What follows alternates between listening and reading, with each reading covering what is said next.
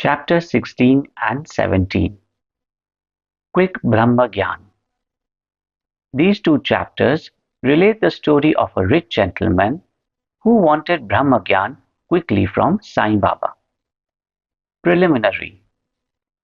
The last chapter described how Mr. Cholka's vow of small offering was completed and accepted. In that story, Sai Baba showed that he would accept with appreciation any small thing, offered with love and devotion. But if the same was offered with pride and haughtiness, he would reject it. Being himself full of Satchitanand, pure consciousness, knowledge, and bliss, he did not care much for mere outward formalities. But if an offering was made in a modest and humble spirit, the same was welcome and he accepted it with pleasure and avidity. In fact, there is no person more generous and benevolent than a Sadguru like Sai Baba. He cannot be compared to the Chintamani jewel, the Kalpatru, the celestial tree which fulfills our desires, or the Kamdhenu, the celestial cow which yields what we desire. They give us only what we desire, but the Sadguru gives us the most precious thing, that is, inconceivable and inscrutable, the reality. Now, let us hear how Sai Baba disposed of a rich man who came to him and implored him to give him Brahma Gyan. There was a rich gentleman who was very prosperous in his life. He had amassed a large quantity of wealth, houses, and lands, and had many servants and dependents. When Baba's fame reached his ears, he said to a friend of his that he was not in want of anything, and so he would go to Shirdi and ask Baba to give him Brahma Gyan, which if he got would certainly make him more happy. His friend dissuaded him, saying, "It is not easy to know the Brahma, and especially for an avaricious man like you, who is always engrossed in wealth, wife, and children.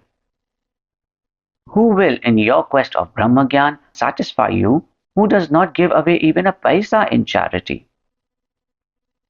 Not minding his friend's advice, the fellow engaged in a return journey Tonga and came to Shirdi.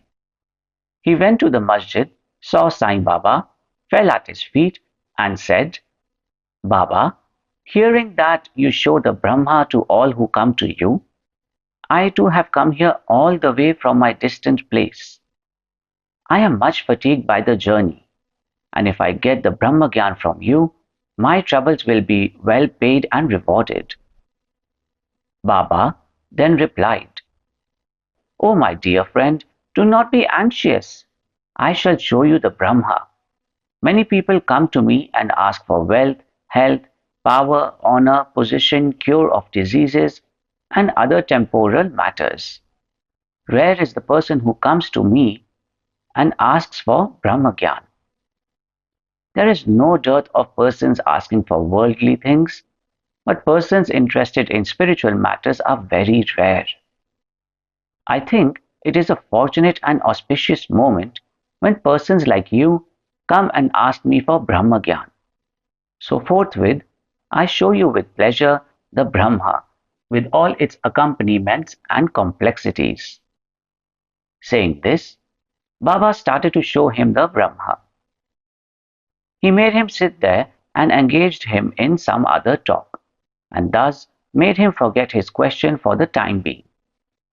Then he called a boy and told him to go to one Nandu Marwadi and get from him a loan of ₹5. The boy left and returned immediately, saying that Nandu was absent and his house was locked. Then Baba asked him to go to Bala Grocer and get from him the said loan. This time also the boy was unsuccessful. This experiment was repeated again twice or thrice with the same result. Sai Baba was, as we know, the living and moving Brahma incarnate. Then someone may ask, why did he want the paltry sum of ₹5, and why did he try hard to get it? Really, he did not want this sum at all. He must have been fully knowing that Nandu and Bala were absent, and he seemed to have adopted this procedure as a test for the seeker of Brahma. That gentleman had a roll or bundle of currency notes in his pocket, and if he was really earnest, he would not have sat quiet and be a mere onlooker when Baba was frantically trying to get a paltry sum of rupees 5. He knew that Baba would keep his word and repay the debt, and that the sum wanted was insignificant. Still, he could not make up his mind and advance the sum. Such a man wanted from Baba the greatest thing in the world, viz., the Brahma Gyan. Any other man who really loved Baba would have given to him rupees 5 at once instead of being a mere onlooker. It was otherwise with this man. He advanced no money, nor did he sit silent, but began to be impatient, as he was in a haste to return, and implored Baba, saying, "Oh Baba, please give me the Brahmagyan soon." Baba replied, "Oh my dear friend, did you not understand all the procedure that I went through sitting in this place for enabling you to see the Brahma?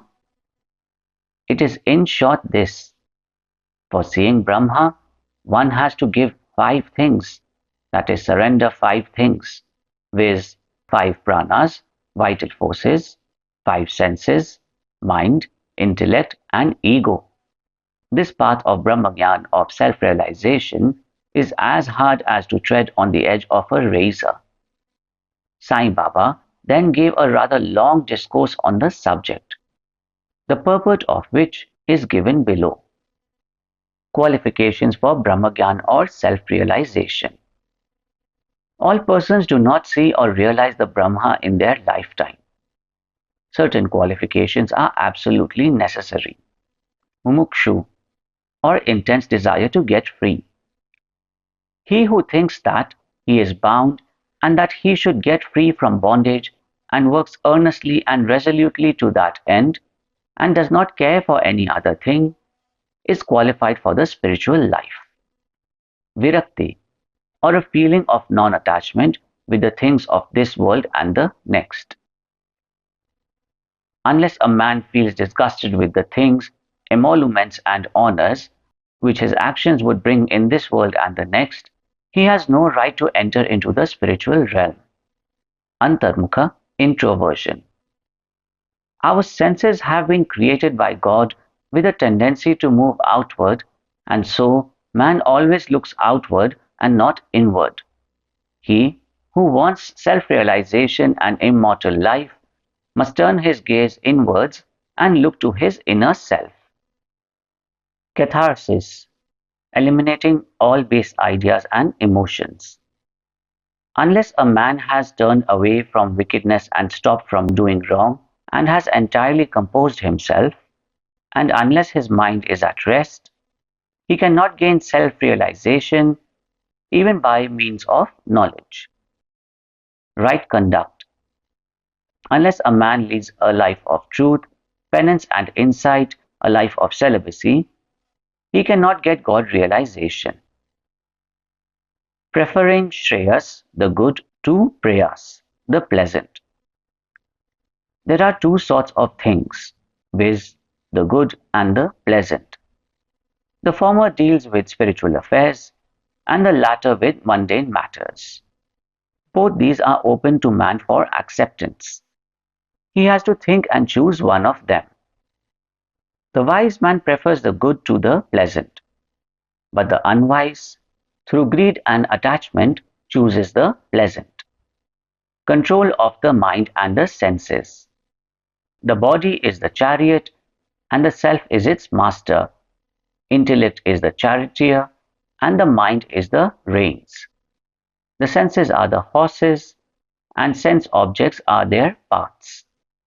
He who has no understanding and whose mind is unrestrained, has his senses unmanageable like the stray horse of a charioteer, does not reach his destination, but goes through the round of births and deaths.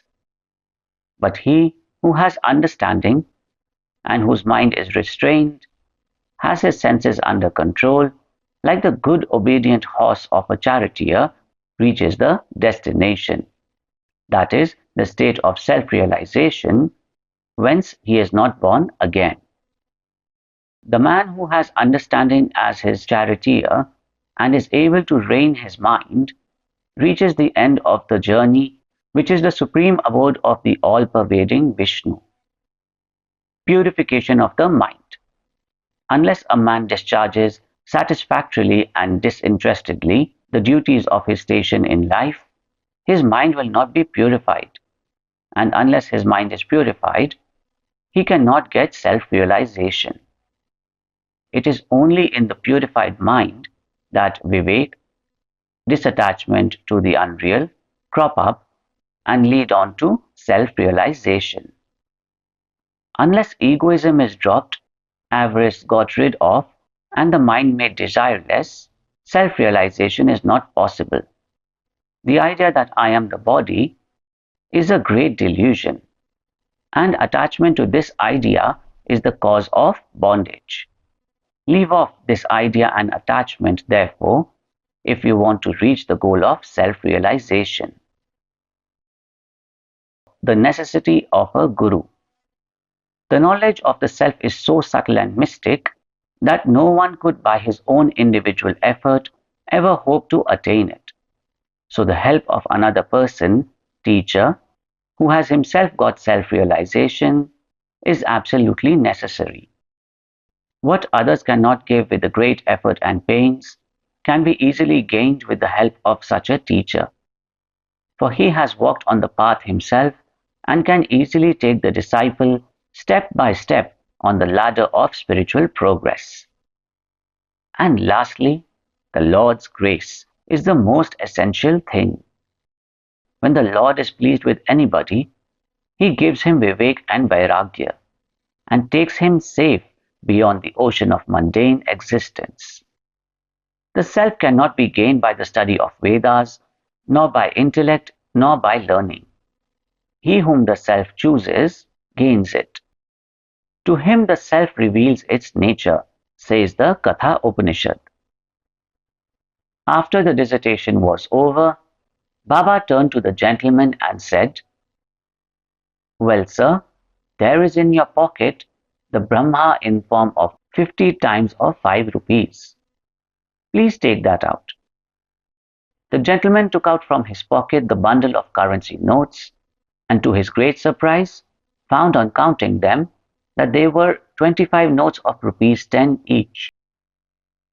Seeing the omniscience of Baba, he was moved and fell at Baba's feet and craved for his blessings. Then Baba said to him, "Roll up your bundle of Brahma, viz. Currency notes. Unless you completely get rid of your avarice or greed, you will not get the real Brahma.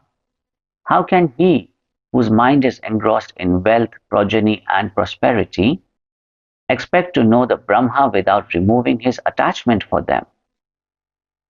The illusion of attachment or the love for money is a deep eddy of pain, full of crocodiles in the form of conceit and jealousy. He who is desireless can alone cross this whirlpool. Greed and Brahma are asunder as poles. They are eternally opposed to each other. Where there is greed, there is no room for thought or meditation of the Brahma. Then, how can a greedy man get dispassion and salvation? For a greedy man there is no peace, neither contentment, nor steadiness. If there be even a little trace of greed in mind, all the sadhana spiritual endeavors are of no avail. Even the knowledge of a well-read man, who is not free from the desire of the fruit or reward of his actions, is futile and can't help him in getting self-realization. The teachings of a guru are of no use to a man who is full of egoism and who always thinks about the sense objects. Purification of mind is absolutely necessary. Without it, all our spiritual endeavors are nothing but useless show and pomp. It is therefore better for one to take only what he can digest and assimilate. My treasury is full, and I can give anyone what he wants, but I have to see whether he is qualified to receive my gift. If you listen to me carefully, you will be certainly benefited. While sitting in this masjid, I never speak any untruth. When a guest is invited to a house, all the members of the household and other friends and relations that happen to be present are entertained along with the guest. So all those that were present in the masjid at that time could partake of the spiritual feast that was served by Baba for the rich gentleman. After getting Baba's blessings, one and all, including the gentleman, left the place quite happy and contented. There are many saints who, leaving their houses, stay in forests, caves, or hermitages, and in solitude in order to get liberation or salvation for themselves. They do not care for other people and are always self absorbed. Sai Baba was not of such a type. He had no home, no wife, no progeny, nor any relations near or distant. Still, he lived in the world. He begged his bread from 4 or 5 houses, always lived at the foot of the neem tree, carried on worldly dealings, and taught all the people how to act and behave living in this world. Rare are the sadhus and saints who, after attaining God vision, strive for the welfare of the people. Sai Baba was the foremost of these, and therefore says Hemad Pant, blessed is the country, blessed is the family, and blessed are the chaste parents, where this extraordinary, transcendent, precious and pure jewel Sai Baba was born. Bow to Shri Sai, peace be to all. Mohanji loves you.